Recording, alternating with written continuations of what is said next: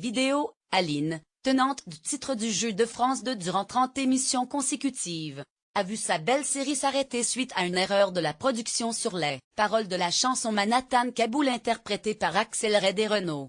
Deux étrangers au bout du monde si différents, deux inconnus, deux anonymes mais pourtant, pulvérisés sur l'autel de la violence éternelle.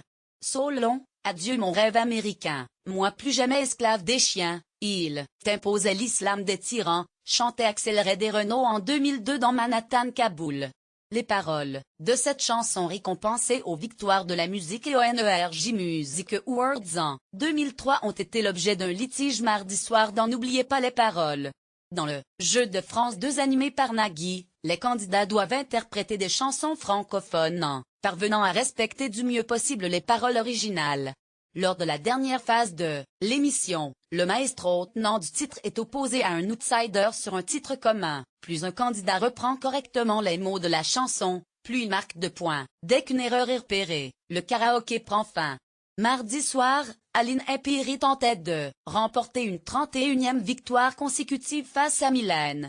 Cette dernière a d'abord été stoppée dans son interprétation de Manhattan Kaboul pour ne pas avoir prononcé le il de la phrase il t'imposait l'islam des tyrans.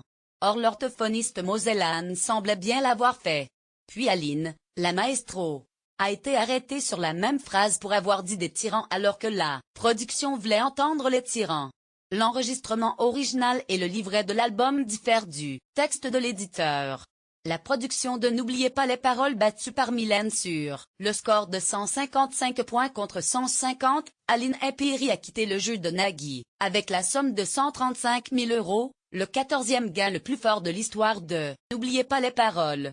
Mais rapidement, les téléspectateurs, ils étaient 3,7 millions en moyenne, 19,3% de PDA, sur France 2 mardi soir selon Médiamétrie, ont manifesté leur mécontentement sur les réseaux sociaux en signalant l'erreur commise par la production sur les paroles de Manhattan Kaboul.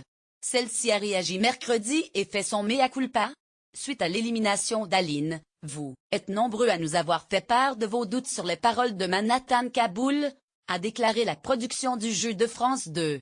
Sur les milliers de chansons avec lesquelles nous jouons depuis 10 ans, nous nous sommes toujours basés sur les textes que nous fournissent les éditeurs.